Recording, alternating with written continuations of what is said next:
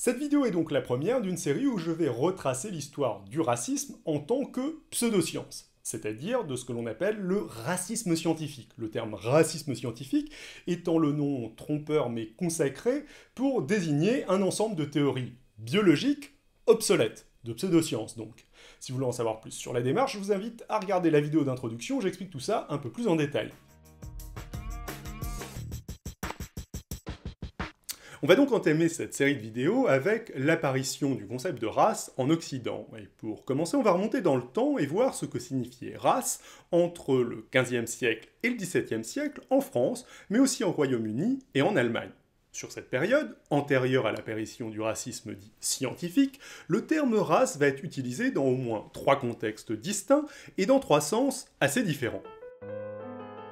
L'un des premiers sens du terme race va être lié et même réservé aux familles nobles. La race, c'est en quelque sorte à l'époque la composante héréditaire, mystique et inaliénable de la noblesse. Une centaine d'années, ou 3-4 générations après un anoblissement royal, la famille de l'anobli va acquérir une race, à condition bien sûr que ses descendants n'aient pas corrompu leur sang par un mariage avec quelqu'un de la plèbe ou en s'y livrant à des activités avilissantes comme par exemple être marchand ou boucher. Et faire partie de cette noblesse de race, que l'on appelait aussi noblesse d'extraction, dont seules les anciennes familles nobles font donc partie, ça a des avantages pratiques. Par exemple, si vous êtes noble d'extraction ou de race, et que le roi vous enlève vos titres de noblesse, ça va pas automatiquement les enlever à votre descendance. Dans l'esprit des nobles de l'époque, cette noblesse de race va se transmettre par le sang et le sperme, et va contenir la proportion à la vertu de la famille ou de la lignée d'un noble. C'est par sa race que les exploits et les actes vertueux des ancêtres masculins d'un noble vont lui être transmis. D'ailleurs, à l'époque, la lignée, la race, ça va être en quelque sorte le CV des nobles. Oh, regardez, je peux bien prendre la tête de l'armée. Mon arrière-grand-père est revenu victorieux de la première croisade. Ça prouve bien que je vais être doué pour la chose militaire, moi. Quelques siècles plus tard, les nobles argumenteront que grâce à cette prédisposition héréditaire à la vertu, garantie par leur généalogie, ils étaient plus aptes que les bourgeois à servir le roi. Bon, les autres là, ils sont peut-être plus efficaces que nous, ok. Mais ils sont pas hérités de notre bonté naturelle, de notre générosité. Alors, laissez-nous garder nos privilèges. C'est un concept assez différent de ce qu'on entend aujourd'hui par race. Avec cette conception de la race liée à la noblesse et à la vertu, il aurait été complètement absurde pour un noble du XVIe siècle d'envisager d'être de la même race que son boucher. Puisque pour le noble de l'époque, de manière évidente, le boucher, au vu de sa profession avilissante, non vertueuse, était forcément quelqu'un d'ignoble, c'est-à-dire de non noble, ignoble, non noble, moment étymologie, et quelqu'un de non noble n'avait évidemment pas de race. Par contre, le même noble aurait très bien compris l'insulte « il n'a pas de race ». Et bien évidemment, tout ça était légitimé par des considérations religieuses, le roi tenant sa capacité à anoblir de Dieu lui-même, ce qui nous emmène justement à un second sens du mot race, son sens religieux. On va à l'époque retrouver le mot race dans des textes religieux liés aux mythologies chrétiennes et hébraïques, et plus particulièrement à 2 mythes. Le premier de ces mythes, vous le connaissez, c'est le péché originel. Ève qui croque le fruit défendu sur l'arbre de la connaissance, et Adam et Ève qui se retrouvent donc bannis du jardin d'Éden. Je vais revenir là-dessus un peu plus tard. Le second mythe, c'est la malédiction de Canaan, un passage de la Genèse ayant lieu peu après le déluge. Noé a donc eu 3 fils, Japheth, l'aîné, Sem et Cham, le plus jeune, qui lui-même a pour fils Canaan. Vu que le texte est très court, je vais donc vous le lire en entier. Noé commença à cultiver la terre et planta de la vigne.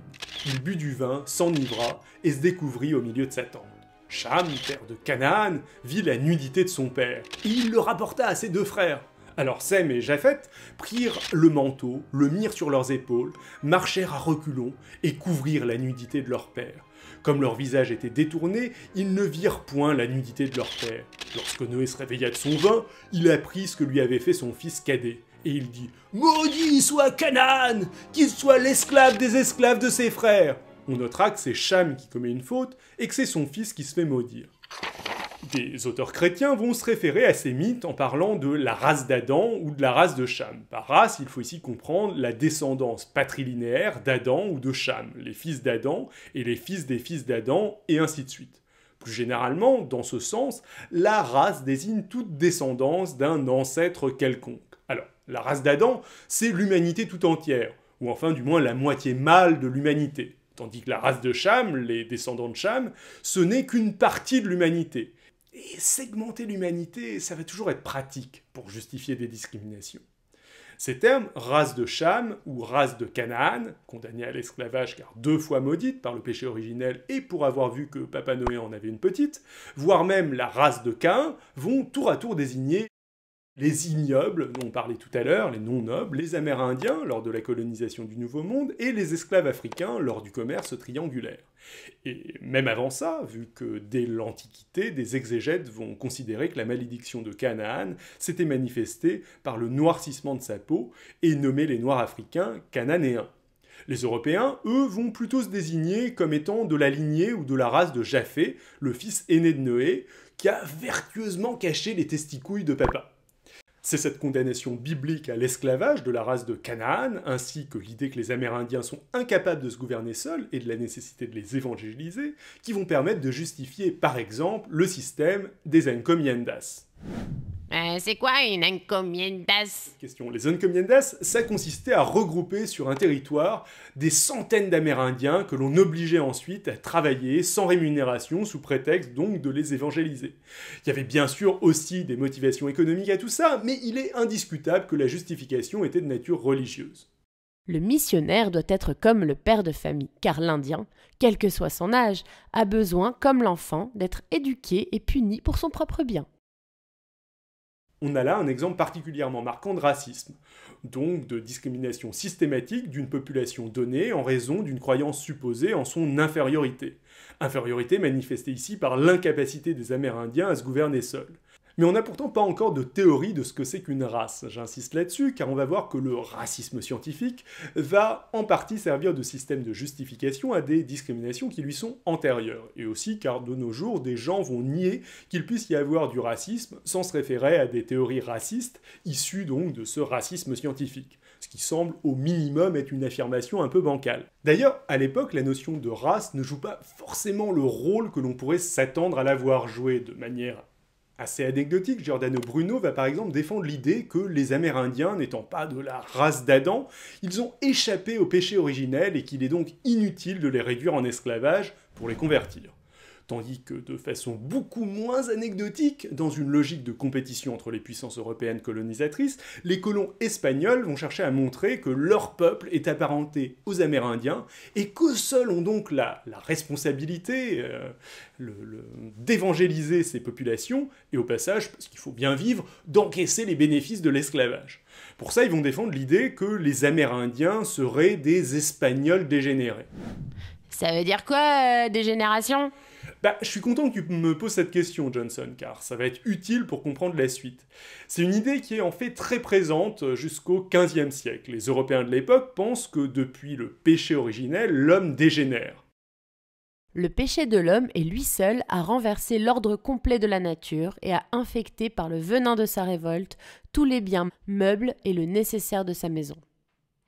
Cette dégénération de la race d'Adam se manifeste car on vit de moins en moins longtemps. Regardez, Abraham est mort à 175 ans. Plus personne ne vit 175 ans de nos jours. Ça se manifeste aussi car les populations humaines sont de moins en moins nombreuses, car les rois sont de moins en moins grands, de moins en moins puissants et de moins en moins glorieux, et aussi tout simplement par la vieillesse, qui est l'observation directe de cette dégénération. Mais la chute du Jardin d'Éden se manifeste aussi par une dégénération généralisée du monde. La terre qui refroidit, la nature qui s'affaiblit, s'épuise et s'éteint, les animaux qui rapetissent, etc. J'ai trouvé que de jour en jour, hommes, femmes, grands, petits, maîtres, sujets, mœurs, esprits, tout dégénère et tombe en décadence. C'est donc un mal général, c'est une dégénération universelle. Les hommes, par les mêmes raisons, doivent dégénérer eux-mêmes. Et comme la dégénération du physique entraîne la dégénération du moral, on ne doit pas s'étonner de les voir se corrompre et devenir méchants. Donc, à la base, la dégénération, ça se comprend comme un déclin, comme l'inverse du progrès, en quelque sorte. « Ça va de moins en moins bien, ma bonne dame !» Et vu que c'est d'origine religieuse, on essayera d'éviter la dégénération, de se régénérer par la religion et la prière, et en évangélisant des Amérindiens qu'on réduit en quasi-esclavage dans des camps de travail. Enfin, faut pas croire que ces idées appartiennent nécessairement toutes à un lointain passé, puisque la religion, le mythe de Cham et les Cananéens étaient encore utilisés au XXe siècle pour justifier l'apartheid en Afrique du Sud. Mais abordons plutôt la troisième définition de la race qui, elle, est issue de l'élevage. Au début du XVIe siècle, il n'y avait pas vraiment de politique de sélection des chevaux, ou même des animaux d'élevage en général. Les productions ne dégageaient pas suffisamment de surplus pour avoir des mâles reproducteurs, et les différents types d'animaux d'élevage, que l'on appelait déjà parfois races ou lignées, étaient essentiellement des variétés locales résultant d'une longue sélection humaine, pas vraiment organisée. Or, à partir du milieu du XVIe siècle et du XVIIe siècle, le pouvoir royal va avoir un fort besoin de chevaux. Pour les carrosses, déjà, et puis pour les guerres. Et ce besoin, il va pas être possible de le satisfaire avec la production française. Importer des chevaux, ça coûte cher, mais les productions locales sont de mauvaise qualité. Le pouvoir royal va donc se plaindre que les chevaux français ne sont pas de la bonne race, qui dégénèrent. Si cette dégénération avait juste été perçue comme une fatalité biblique, inéluctable, il n'y aurait sans doute pas eu grand-chose à faire. Mais la dégénération généralisée du monde dont je vous parlais avait déjà pas mal perdu en popularité, entre autres suite à des actions du pouvoir royal, en particulier à l'époque de Richelieu. Et quelques décennies après Richelieu, sous le règne de Louis XIV, l'idée que les rois précédents étaient forcément plus grands et plus glorieux était assez éloignée de la conception du pouvoir du roi Soleil. Le pouvoir royal, considérant donc que cette dégénération n'était pas inéluctable, va massivement investir pour essayer de résoudre ce problème, ce qui va donner lieu à ce qu'on appelle la politique des haras. Des traités sur la dégénération des chevaux vont être écrits, où elle va être attribuée à 3 grands principes: un mauvais climat, une mauvaise condition de vie, une mauvaise alimentation, et enfin la transmission des défauts d'un cheval à sa descendance. Heureusement, comme les qualités des chevaux se transmettent aussi, on va pouvoir espérer retrouver des chevaux non dégénérés, de la race originale, par des croisements entre les différentes races de chevaux. Croisements qu'il va falloir effectuer dans des conditions très précises, en fonction de la saison, de l'exposition du lieu au vent, de la position des étoiles, etc. Le produit de ces croisements va être différentes races de chevaux, et une race de cheval, ça va être à présent une lignée continue d'individus apparentés qui ont les mêmes qualités et des qualités suffisantes pour mériter le terme race.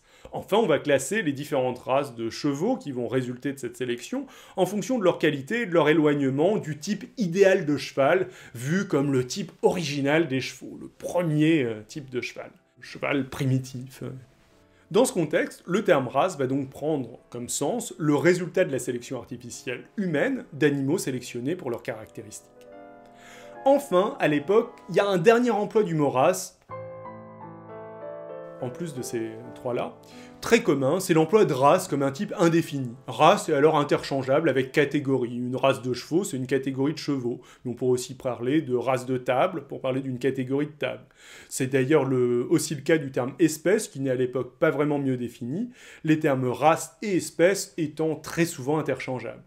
En résumé, au Moyen-Âge et à la Renaissance, la race est un concept très mal défini, absolument pas une catégorie biologique, et malgré tout ça, il existe de nombreux systèmes organisés de discrimination qui discriminent certaines populations, qu'on peut sans problème qualifier de systèmes racistes. Mais ils ne sont pas justifiés par des inégalités d'ordre biologique, mais par d'autres types de justifications, comme par exemple une malédiction divine.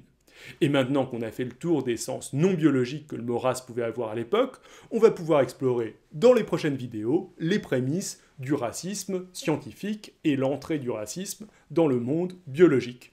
Merci d'avoir regardé. Si vous voulez en savoir plus sur la démarche de cette série de vidéos, je vous invite à nouveau à regarder la vidéo d'introduction si vous ne l'avez pas déjà vue. N'hésitez pas non plus à me poser des questions en commentaire, j'essaierai d'y répondre à la fin de la prochaine vidéo qui est déjà enregistrée, mais j'enregistrerai un supplément que j'ajouterai à la fin pour répondre à vos questions s'il y en a. Pour ne pas rater les prochaines vidéos de cette série ou d'autres, pensez à vous abonner et à activer la cloche. Et en attendant, si ça vous dit, vous pouvez aussi m'écouter dans le podcast audio H-Critique. Dans le dernier épisode, Adrien et moi parlons des affaires Karachi et Clearstream, tandis qu'Alex parle d'intelligence artificielle. Et enfin, Maud et Élise ont fait un dossier sur les comédies musicales. Le lien est en description. Sur ce, à bientôt et ciao à tous!